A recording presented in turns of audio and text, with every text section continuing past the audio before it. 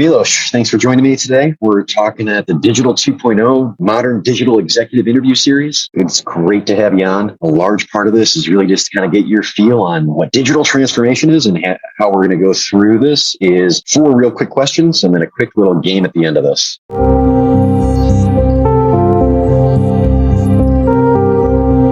When you reflect on kind of your past and your career here, what are some of the biggest lessons that you've learned as you've started transforming companies? It's really that digital is actually analog. And here's what I mean, that it's always about people first. No matter what you do, what you bring in, what tools, technologies, best practices, policies, procedures, guidelines, if you don't find ways to influence the culture and get people to reimagine and see themselves differently first, your upside is always limited. So they themselves have to believe that there's something bigger and better than what they've experienced up until that point. Once they start believing in themselves individually, then magic happens. Then they all start coming together and the overall organization starts transforming. And obviously this brings additional nuances based on the size and scope of the company or business that you're working in. That is an amazing answer. Thank you for that, because it really does come down to the people. The way you focus on that is a little different than I've heard this a lot, because skilling them up becomes like that first portion and helping them find that confidence in the footing to make sure that you can transform an entire organization. It's the bricks that build it all. There's a saying, I don't know who to attribute this to, but I remember hearing this years ago. If you want to go fast, go alone. If you want to go far, bring others along. And I think if you're really looking to transform and make the business better long term, I don't care how good you are, you can't do it alone. 100%. Getting the right team to actually activate any change is going to be the key to making it a successful change.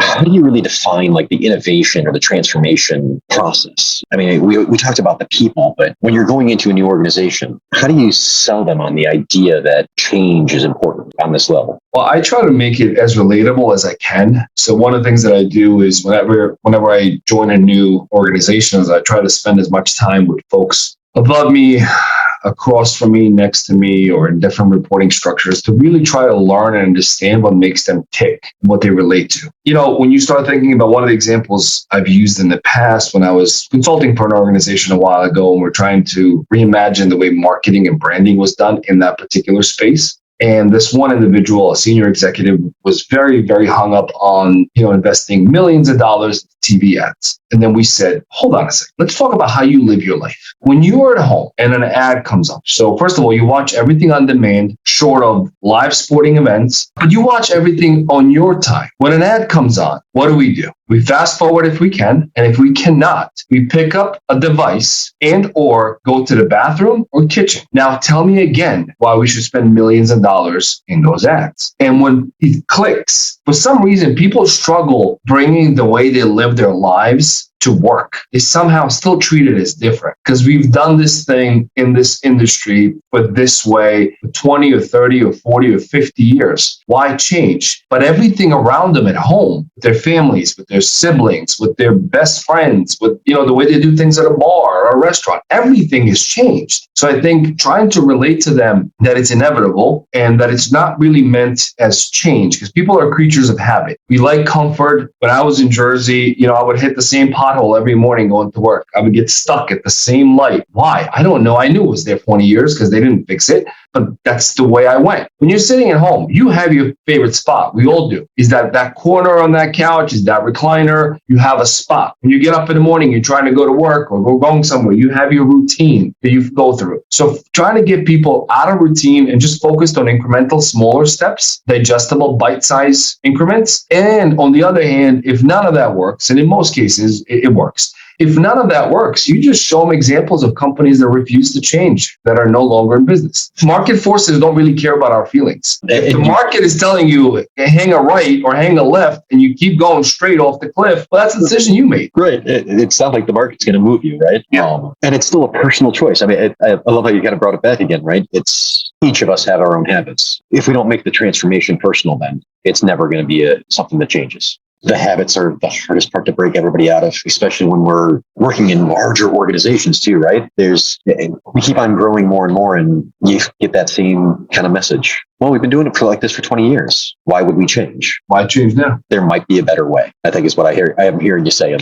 Absolutely. And the worst thing about it is you try something new, you figure out it doesn't work, you adjust, you course correct, and you do it again. And that's what we were talking about with that small incremental changes. Right. So that very few things in life are terminal, and the people don't understand that. Very few. And if you look backwards, the things that you were really stressing out about at that moment, today, a year or 3 or 5 later, look laughable at best. So when you have that grounding of, you know what, so what? I'll try something else. Maybe we'll miss the mark and we'll learn from it. We'll adjust and we'll do it better next time. That is still better, going to that incremental process of innovation and exploration than never to do anything, play it always safe, and then go out of business. Innovation itself, by its nature, doesn't really do well in structure. So you have to give people the incentive and motivation and empowerment to go out there and try something new. But the moment you go, you must follow these 17 steps in a row, you have channeled and blocked and limited their thoughts and ideas, and therefore you're not going to get the best product.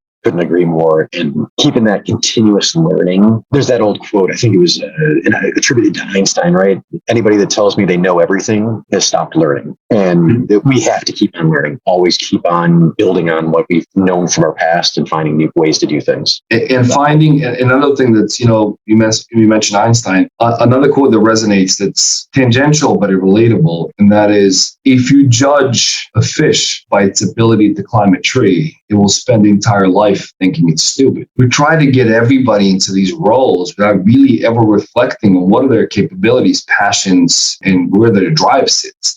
I tell all my friends and people like who I've mentored in different industries over the years, I said, find a place, go to an apex where 3 things collide, right? 1, something you're really good at. 2, you love doing. Now, because I know people who are really good at something, hated doing it. Or I also know people who love doing something, but they're really not good at it, right? And then 3rd is what other people need, market demand. You focus on the area where those 3 come together, you can't lose. There's 0 probability you're going to lose. Absolutely. I love it. You're hitting all my high notes too. I love hearing that kind of stuff.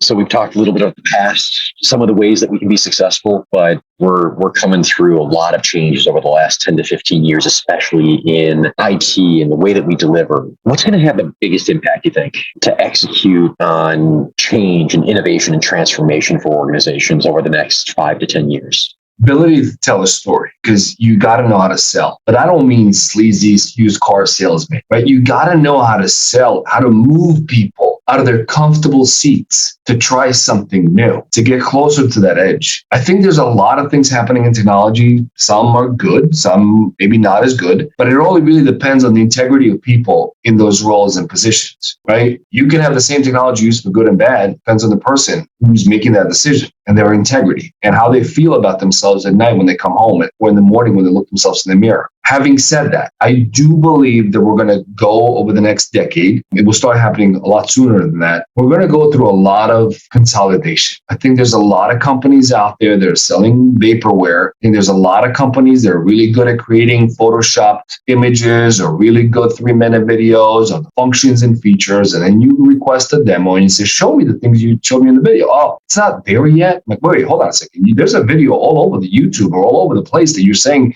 your company can do 1, 2, and 17. Show me. Give me a dummy account. Can I play around? And you realize it's not there. So there's a lot of these fake entrepreneurs. There's a lot of these fake business people who put it on their Instagram profile somewhere else. Now they think they are, Fortune 100 CEOs. And I think we need to be honest and call a spade when we see it. I also do believe that as we're moving forward, it's important to make technology, unless you're really a tech company and selling a tech product, I look at technology in kind of 2 distinct yet really connected ways. One, I absolutely believe that technology leaders and executives must be at the most senior table in every organization. They must be in boards. Show me a company that has board of directors and there's nobody on there with digital technical knowledge. I'm going to show you a company that's going out of business. Same thing with the senior leadership team. Now, we people in my roles don't always do ourselves any favors or justice. Maybe we're not relatable. Maybe we talk about ones and zeros. Maybe we talk about things that people can't understand,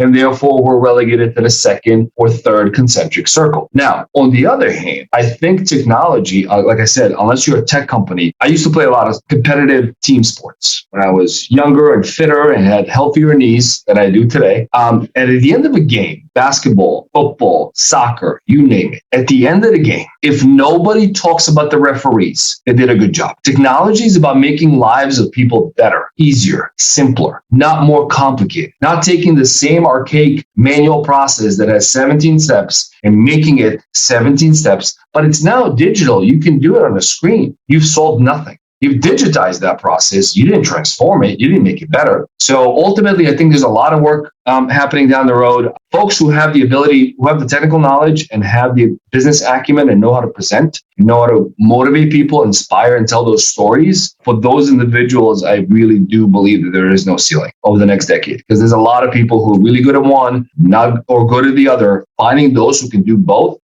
Those are the people you want. You'll always attract the top talent and then figure out a way what they need to be successful. And then most importantly, as senior leaders, be very mindful when you need to get out of their way. One of the things that, late Steve Jobs, we've all heard different stories about him that were not all great. But one of the quotes that was attributed to him that I agree with is, we don't hire the best people in the world to tell them what to do. We hire them so they can tell us what to do. And that is ego. That's confirmation bias in academic research. How many executives have you seen on top that made the wrong turn a year or 3 or 5 ago? And now every decision, instead of owning the mistake, driving backwards, correcting that turn, nope. Every subsequent decision is made to support that wrong decision they made 3 years ago and to justify it further. That's egos. That's humility. That's courage to say, I was wrong. And I think we need more of those.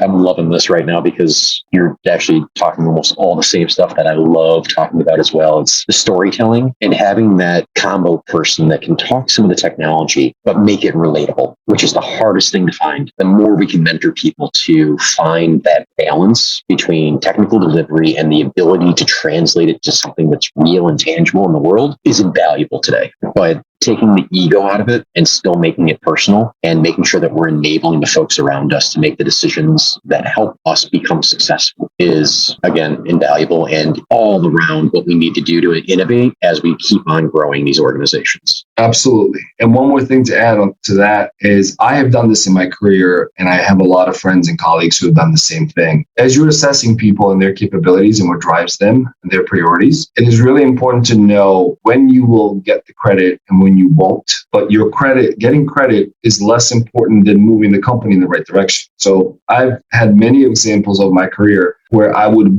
plant the seeds and water them for 6 months. And then the CEO, the president of the university, or somebody else comes and says, you know what, we need to go left and then first right. And I go, sir, you are a visionary. I'm going to go get that done. I'm on it. But the fact that I've been selling that in different ways for 6 months, it doesn't matter right now. I got what I wanted. We did the right thing for the company, for the organization, for the university. Let's just get it done. He or she can take all the credit. Let's just move on. It goes back to that ego piece again, right? There's no need for that ego to be the one that's the champion, as long as you're making the right moves and choosing the right directions for the entire organization and for your constituents, because that's really what it comes down to still. And people you work with really know. Like, you don't need a memo or a PR story written about you. People who you work with all day, every day across the organization, they know who gets stuff done. They know who doesn't. They know who's posturing. They know who's there only for their next career move. They know who are going to put in a year or two, and they're already 1 foot out the door, that next higher level, higher position, higher role, different market segment. They know. People know. Yeah, you can identify it really quickly.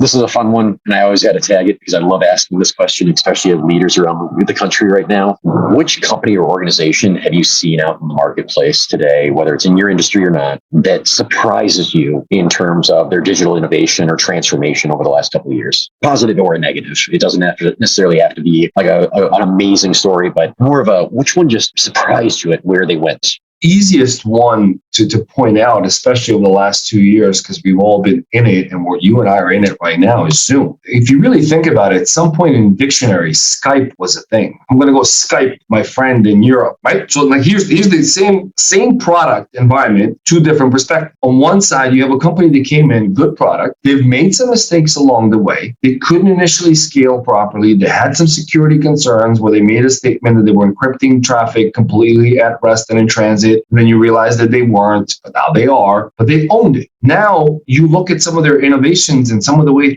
they're just added a whiteboard and the way they're adding some other things. My current university, we went full blown, kind of all chips in on Zoom Phone in our Unified Communications as a Service platform in play. We still do, we'll actually be completely live with transition, I think by June. We had 3 separate telecom solutions. And when I came in and I said, well, how do we get here? Nobody knows how to answer. I was like, well, we've done well, so we just bought another one. I'm like, so when we had 2, like I can kind of understand how the second one got there. I mean, I would have had a problem with it, but let's say I get it. When somebody brought up the third one, no one said, hey, we have 2. So on one side, I think Zoom really is a relatable. I can mention other companies, but a lot of folks may not know them, but Zoom is really, really relatable. On the other hand, you have really, really massive companies or organizations, whether it's Microsoft with Skype, which then they, tried and do it differently. The problem with really big companies or public companies, publicly traded companies, I think the real key is they don't play the long game. So I'm not going to identify any company as they have done a bad thing, because you can probably come up with a lot of examples. But why isn't Cisco with their WebEx the champion? Why isn't Microsoft with Skype or Link or Skype for Business or now Teams?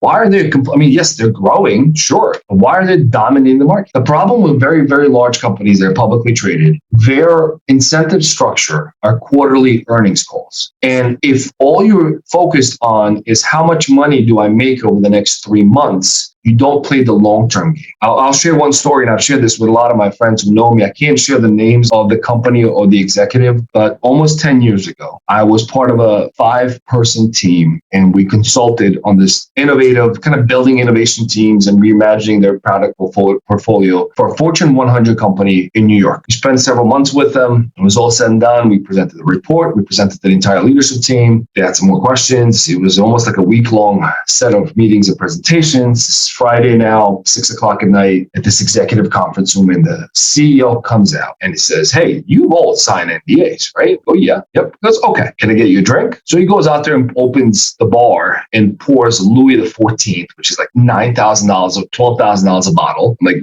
I'll never buy this myself. Sure, I'll have a sip, right? Pours us a drink and says the following: you have helped me see why we need to change, but I'm going to be honest with you, I'm not going to do anything about it. So we're all like sitting there, like, pinching our cheeks and like looking at each other like, are we dreaming? What's going on? And the gentleman goes, I'm a year away, 18 months at most from retirement. My team doesn't know that yet, but I've been doing this for 40 years. I know how to get the stock price to go up. If the stock price hits a particular number in the next 12 months, that releases another $14 million bonus for me. And I need a new boat. Yep. And that's how it is. At least he was honest enough to own that. So he took it, got his thing. He left the report for the successor. I have no idea what happened since, but it's important to understand that people at the end of the day tries to use logic and common sense, but at the end of the day, we're emotional beings and emotions rule most of us. So they're going to make emotional decisions. I mean, we talk about motivated self-interest a lot when we talk about, especially at executive levels, right? And making sure that we have some sort of self-interest to make sure that we're progressing the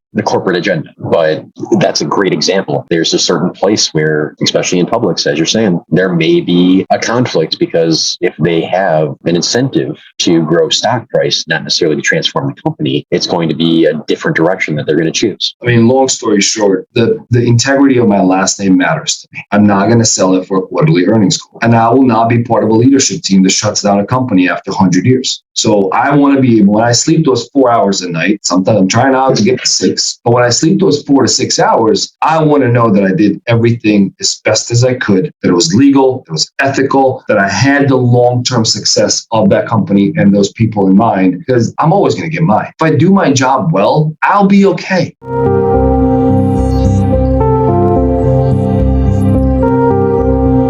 All right, time for the hot seat. All you get is an answer of hype, real, or WTF. And it's a fun one. So we're just going to toss a couple of quick subjects at you. Give me your first reaction to it and see where we end up. AI, ML.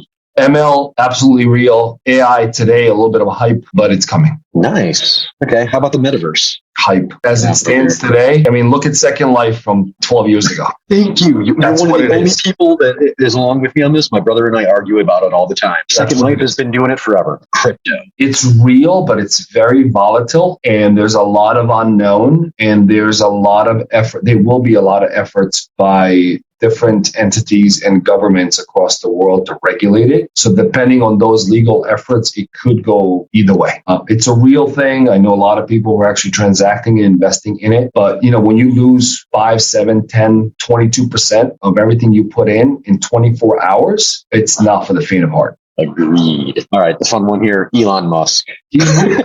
The man is real. Absolutely real. Again, I think I dislike the outliers of both major political positions in the nation equally for different reasons. I'm kind of more in the middle, and I don't pledge allegiance to a political party. I pledge allegiance to ideas and values and principles that I believe in. I think the man is absolutely real. I think he's doing a lot of really interesting work, great work. I do believe that we need to have some serious conversations about lithium mines. They pollute a lot. And if you do your research on what they do to riverbeds and soil and everything else for the century after lithium has been mined, the batteries are not that clean, right? They're not entirely clean. So I think that's a conversation that for some reason it has not been front and center. All right. Last one for you, remote and hybrid work. It's real. It's never going away. Let me clarify that. There are certain companies and certain executives who are forcing everyone to come back into the office and do the whole 9 to 5 drive. Like when I was in New York or Jersey, you would spend an hour commuting 8 miles one way, and that's just lost productivity. Now, I do believe that in-person body language, eye contact, handshake matters a lot. I think you can learn more when you go to, you're working on a major project. One of the things that I really believe in, if you have a really, really major issue with someone, get up and walk to them, go to their office, sit down. That 10 minutes in person is going to save you 37 emails and 4 Zoom calls and everything else. Now, depending on the role that you perform, some people don't need to be in there. If you're a developer and you're introverted and you really don't like people, and I know a few of those, and you just want to sit behind 6 screens in Montana while you raise a horse, do your thing. I don't need you sitting in an office next to me in Grand Rapids or Detroit or Chicago or New York. Why do I need you to be there? So I think it's never going away. I think what we should potentially question is the whole work week. So not just where you work from, but how long do you work and what do you work on? This has been an awesome conversation. Give us a quick intro. Where are you at today? What are you doing? How they can reach out if they want to as well, whether it's LinkedIn or another platform. Let us know. I've been in Grand Valley State University for over a year and a half now. I'm their vice president for IT and chief digital officer. So in addition to running all of IT, all of its kind of rights and privileges from applications and architecture, security, data analytics, a new team that we actually built focused entirely on innovation and research. So it's not an afterthought. We have a couple of people whose full-time job is to always look ahead and partner and innovate and test. And then we figure out where do we introduce that and scale it. I'm in Michigan now. I've been in Jersey for 22 years before that in different organizations, 3 different universities, number of Fortune 1000 companies consulting, a couple of startups. In addition to leading all of IT, my boss, the president of the university, really wants me to get closer to her and other senior, both administrative and academic leaders, and focus our efforts on reimagining the future of education. And that is what's exciting to me. That is what's been keeping me in higher education for this long. Awesome stuff. We'll wrap it there, though. Milos, it has been a pleasure talking with you this afternoon. We'll actually have you come back, hopefully at 1.2, and see how the adventure has changed and the journey has changed as we go through these digital transformations at each of our orgs. But again, thank you so much for being here. Thank you, Jeremy, for having me. It's been an honor and a privilege, and I look forward to continuing our conversation.